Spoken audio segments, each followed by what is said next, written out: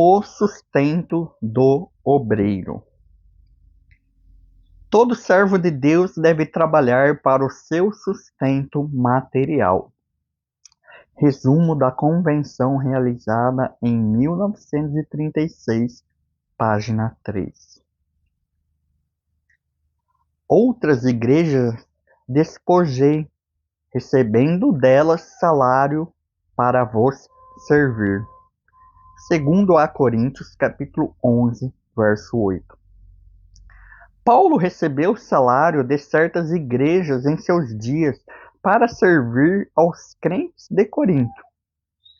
Determinada denominação, porém, afirma que o pastor ou obreiro que recebe salário é mercenário.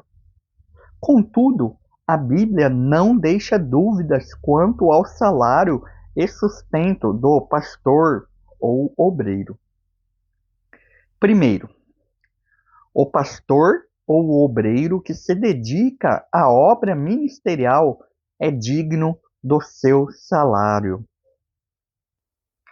Pois a Escritura declara: não amordace o boi quando ele pisa o trigo.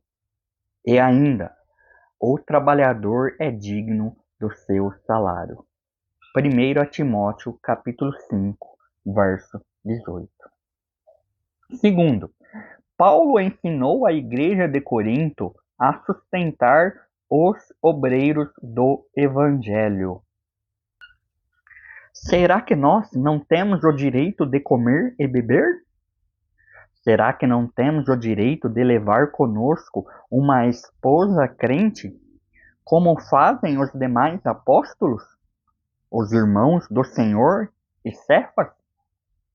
Ou será que somente eu e Barnabé temos de trabalhar para viver? Quem é que vai à guerra às suas próprias custas? Quem planta uma vinha e não come do seu fruto? Ou quem apacenta um rebanho e não se alimenta do leite do rebanho? Será que eu digo isso apenas como homem? Não é verdade que a lei também o diz? Porque na lei de Moisés está escrito: não amarre a boca do boi enquanto ele pisa o trigo. Por acaso Deus está preocupado com bois? Será que não é certamente por nossa causa que ele está dizendo isto? É claro que é por nossa causa que isso está escrito. Pois quem lavra deve fazê-lo com esperança, e o que colhe deve fazê-lo na esperança de receber a parte que lhe é devida. Se nós semeamos entre vocês as coisas espirituais, será muito recolhermos de vocês bens materiais? Se outros participam desse direito sobre vocês, não o temos nós em maior medida? Entretanto, não fizemos uso desse direito. Pelo contrário, suportamos tudo para não criarmos qualquer obstáculo ao Evangelho de Cristo. Vocês não sabem que os que prestam serviços sagrados se alimentam do próprio templo e que os que servem ao altar participam do que é oferecido sobre o altar? Assim também o Senhor ordenou aos que pregam o Evangelho, que vivam do Evangelho. 1 a Coríntios, capítulo 9, verso 4 ao 14.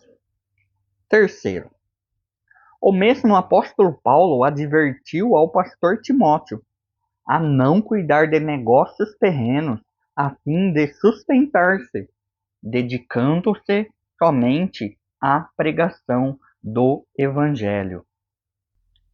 Nenhum soldado em serviço se envolve em negócios desta vida, porque o seu objetivo é agradar aquele que o recrutou. Segundo a Timóteo, capítulo 2, verso 4.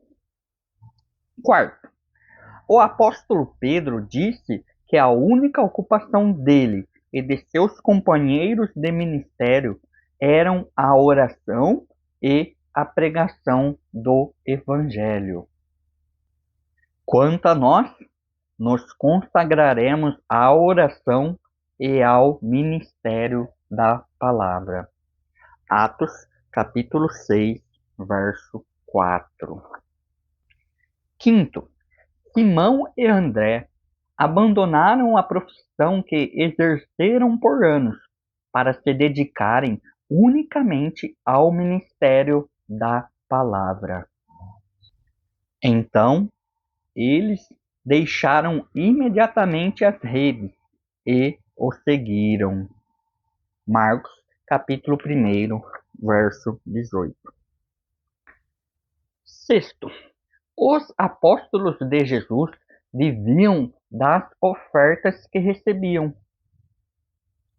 Em João, capítulo 12, verso 6, diz: Ele disse isso não porque se preocupava com os pobres, mas porque era ladrão, e tendo a bolsa do dinheiro, tirava o que era colocado nela.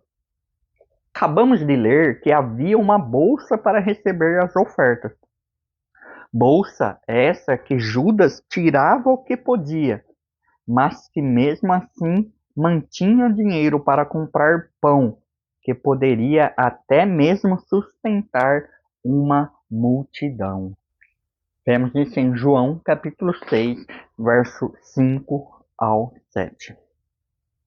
Diante disto, quem se opõe ao sustento dos pastores e obreiros, opõe-se à própria palavra de Deus.